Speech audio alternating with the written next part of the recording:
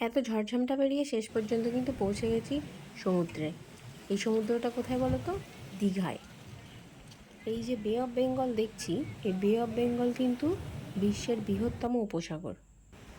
এটি ভারত মহাসাগরের উত্তর দিকে অবস্থিত আর ত্রিভুজ আকারে ভারতের মধ্যে ঢুকে পড়েছে। এই যে উপসাগরটা দেখছি, এর উত্তরে কিন্তু ভারত বাংলাদেশ আছে, আর পূর্ব দিকে আছে থাইল্যান্ড, মায়ানমার। আর এই উপসাগরের ঠিক মাঝখানে আছে আমাদের আন্দামান নিকোবর দ্বীপপুঞ্জ। মানে মোট কথা হলো, এই বে অফ বেঙ্গলকে ঘিরে যে সমস্ত দেশগুলো আছে সেগুলো হলো ভারত, শ্রীলঙ্কা, ইন্দোনেশিয়া, মায়ানমার, বাংলাদেশ। এই বে অফ বেঙ্গলে কিন্তু গঙ্গা, হুগলি, মহানদী, ইরাবতী, গোদাবরী, কৃষ্ণা, কাবেরী সব এসে পড়েছে। তো যাই হোক, অনেক জ্ঞানটাই দিলাম বঙ্গোপসাগর নিয়ে। এইবার আসি আমাদের ঘোরার বিষয় নিয়ে। একে তো মেঘলা আকাশ, তার উপর টিপটিপ করে বৃষ্টি পড়ছে। একটু শান্তিতে যে ঘুরবে তার কোনো উপায় নেই। যে কদিন ঘুরতে বেরিয়েছি তার মধ্যে কোনো দিনই সূর্য আমরা দেখতে পাইনি। আর গুলু কিন্তু মাঝে মধ্যে ভালোই পোজ দিয়ে ফটো তুলে নিচ্ছে সবার সাথে। একটা জিনিস কিন্তু সুন্দর দেখেছি, সেটা হলো ঢেউটা কত সুন্দর দেখো আছড়ে পড়ছে। বসে থাকলে যেন মনে হয় শুধু বসেই থাকি। এইবার যে পোর্শনটা আসছে এটা কিন্তু তাজপুরে। এই তাজপুরে আমরা গিয়ে খুব সুন্দর ঢেউ দেখতে পেয়েছি। আর এই যে দুটো হিরোইন দেখছো, এরা দুজনের ফটো তুলে দিচ্ছে, একটুও কিন্তু ভয় ডর নেই।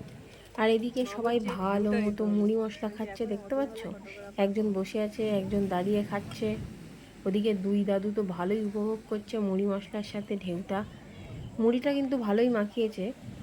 একটু ছোলা আর একটু বাদাম যদি একটু বেশি করে দিত তাহলে কিন্তু আরও বেশি মজা লাগতো।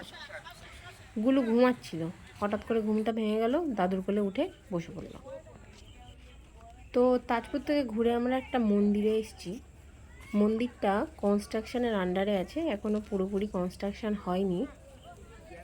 দেখে যা মনে হচ্ছে এখানে একটা বিশাল বড় গ্যালারি হবে, আর ফোয়ারার বিভিন্ন রকম দৃশ্য এখানে দেখাবে। তো জায়গাটা কিন্তু বেশ বড়।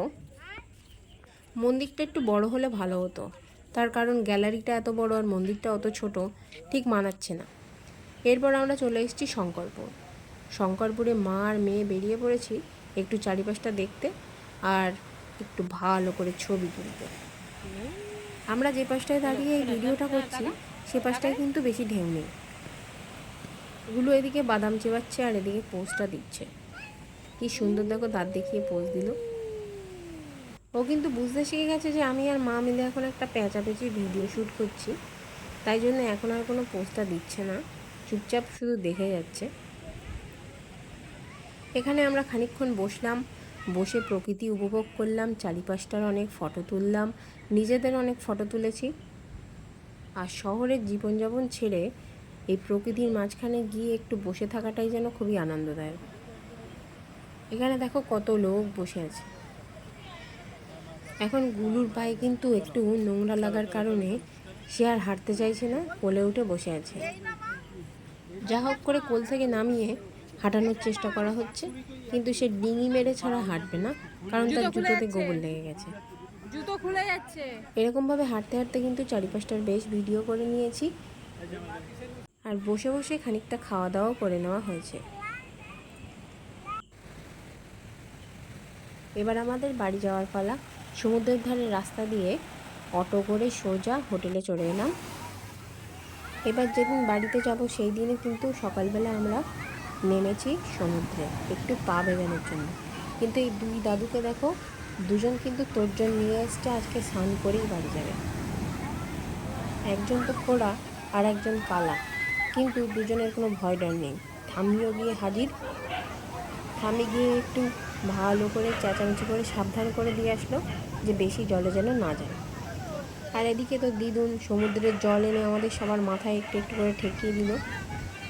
গুলু এখন আর কাকায়ের কোলে থাকবে না, সোজা মার কোলে ঝাঁপিয়ে চলে এলো যাতে একটু সমুদ্রে নামতে পারে। এবার একটা ফটোগ্রাফার অনেক করে বলছে যে একটা ফটো তোলো, ফটো তোলো। এই ফটো তোলার ব্যাপারটা কিন্তু আগে অনেক পপুলার ছিল, কিন্তু সবার হাতে ফোন চলে আসার কারণে কেউ আর তাদের কাছ থেকে ফটো তুলতেই চায় না। তো আমরা ভাবলাম যে এটাও তো একটা পেশা, তো তাদেরকে সাপোর্ট করা উচিত। তাই জন্যে আমরা অনেকগুলো ফ্যামিলি ফটো কিন্তু তুলেছি। আর এই দুজন কিন্তু বেজায় খুশি, তারা বেশ ভালো করেই স্নান করছে বসে বসে। তো তাদের দেখে আমরাও বেশ খুশি হয়ে গেলাম। যাই হোক, এই স্নান করার পর সোজা আমরা চলে আসি হোটেলে। যাই হোক, সমুদ্রে একটু নাচানাচি কোদাকুদি করে আমরা সোজা হোটেলে চলে আসি। হোটেলে চলে আসার পর খাওয়া দাওয়া করে একটু রেস্ট নিয়ে বেরিয়ে পড়লাম 1টা 10-এর ট্রেন ধরে সোজা